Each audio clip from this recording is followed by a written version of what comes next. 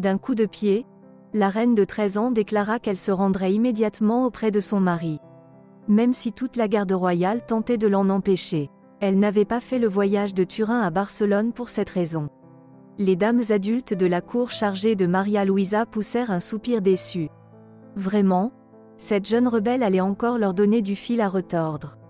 Les princesses ne se comportent pas ainsi, font remarquer sévèrement les grandes dames de la cour de Savoie. Mais Anne-Marie d'Orléans n'en a cure. Cette princesse française, qui s'est mariée en Savoie, établit ses propres règles. Contrairement à la plupart des aristocrates, Anne-Marie élevait elle-même ses enfants. Elle leur faisait la lecture à haute voix, leur racontait des faits historiques intéressants, les emmenait en promenade et reprenait elle-même les robes de ses filles. Les enfants l'adoraient, surtout Maria Luisa, la troisième des 6 enfants. Anne-Marie devient un modèle pour sa fille. Mais en 1701, alors que Maria Luisa avait 12 ans, elle fut demandée en mariage par le jeune roi d'Espagne, Philippe V. Rebondissant sur une jambe, la jeune fille frappe dans ses mains. Elle sera reine, elle régnera sur l'Espagne, pas vous, mais votre consort, madame, lui réprimande sévèrement sa nourrice. Mais Maria Luisa se contente de hausser les épaules. Mon mari fera ce que je veux qu'il fasse. Quelle arrogance! La jeune rebelle est la petite nièce du roi de France Louis XIV, celui-là même qui a dit « Je suis l'État ». C'est vrai, et le marié espagnol est issu de la même famille, Louis XIV, dont il est le petit-fils. C'est ainsi qu'à Madrid naîtront bientôt 2 vrais Français. En septembre 1701, dans la patrie de Marie-Louise, un mariage par procuration est conclu. La partie espagnole est représentée par un envoyé de grande taille, vêtu de noir de la tête aux pieds. Il ressemble à un scarabée, s'esclaffe la future reine. J'espère que mon mari sera plus beau. Maria Luisa est alors embarquée sur une grande et belle galère battant pavillon espagnol.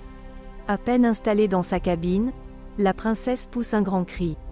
Tout autour d'elle grouille littéralement de punaises. La jeune fille, habituée à un environnement raffiné, n'ose pas se reposer. Elle se blottit dans un fauteuil, dormit à peine et, au matin, elle se sentit malade. Le mal de mer mettait la pauvre fille à l'envers. Ce n'est donc pas une jeune fille épanouie qui s'échoue à Barcelone, mais son ombre pâle. La princesse des Ursins, qui devait être la première dame de la cour de Sa Majesté, s'efforça de ramener Maria Luisa à la raison le plus rapidement possible. À peine rétablie, la princesse montre immédiatement son caractère. Elle exige une rencontre immédiate avec le roi. Elle n'avait pas fait tout ce chemin pour cela. Qu'il se dépêche. La princesse des Ursins, qui sera la première dame de la cour de Sa Majesté, s'efforce de ramener Marie-Louise à la raison le plus rapidement possible. À peine rétablie, la princesse montre tout de suite son caractère. Elle exige une rencontre immédiate avec le roi. Elle n'a pas fait tout ce chemin pour cela. Qu'il se dépêche. Le désir est réciproque. Philippe V, âgé de 18 ans, souhaite plus que tout rencontrer sa promise. Il s'ennuie à Madrid, où l'étiquette la plus stricte l'empêche de se sentir libre. Elle aussi est française, dit le roi. Ensemble, nous pourrons tenir bon en Espagne. Cette rencontre les inspire tous les deux. Les mêmes opinions, les mêmes livres qu'ils ont lus, et tous deux si jeunes et si beaux. Le 2 novembre 1701, le jeune couple se marie. Lors de la cérémonie, ils se regardent avec des yeux si amoureux que personne n'a de doute. Dans la famille royale régnera la paix et la tranquillité. Lorsque le soir, les dames de la cour tentent d'expliquer à Marie-Louise qu'elle devra attendre 1 an ou 2, la jeune rebelle s'y oppose fermement. Elle ira voir le roi. Tout de suite, elle n'attendra pas. Personne ne peut arrêter la reine d'Espagne. Dès le lendemain matin, Maria Luisa devient la personne la plus puissante de l'État. Sa Majesté, la jeune reine Maria Luisa contrôle complètement le roi Philippe, rapporte à Paris l'ambassadeur français. En fait, en Espagne, ce n'est pas le souverain qui gouverne, mais sa femme. Elle a essayé d'insister pour que tout se passe comme elle l'entendait, partout où elle allait. L'étiquette veut-elle qu'elle porte un long tablier?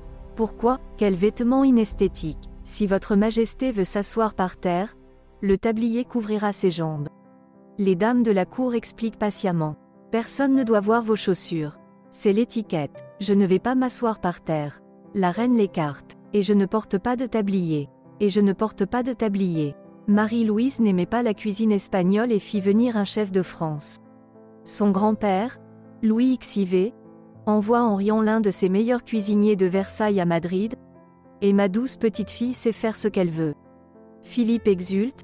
Ensemble, ils peuvent faire la différence. En 1702, il laisse sa femme régente lorsqu'il part lui-même à la guerre. Bien qu'il y ait eu de nombreuses plaisanteries à ce sujet à Madrid, la reine, âgée de 14 ans, s'est soudain révélée être une bonne gestionnaire. Elle triait soigneusement les plaintes qui lui parvenaient, se montrait attentive à chaque pétitionnaire et sa popularité auprès du peuple augmentait de façon spectaculaire. Notre bonne reine, disaient les Espagnols ordinaires, a un cœur d'or et une âme douce. Le couple eut 4 enfants, dont 2 devinrent rois d'Espagne, Louis Ier et Ferdinand vit. Mais la petite rebelle, hélas, ne le vit pas.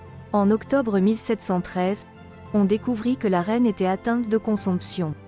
Elle mourut au cours de l'hiver 1714, en tenant la main de son époux. Même son incroyable désir de vivre et de s'accomplir cette fois-ci n'y a rien fait. La même année, Philippe V se remarie. Les rois n'ont pas le droit de se lamenter longtemps, ils ont besoin d'héritiers et d'héritières, même s'il y en a plusieurs en réserve. Telles sont les règles du grand jeu royal. Merci de votre attention.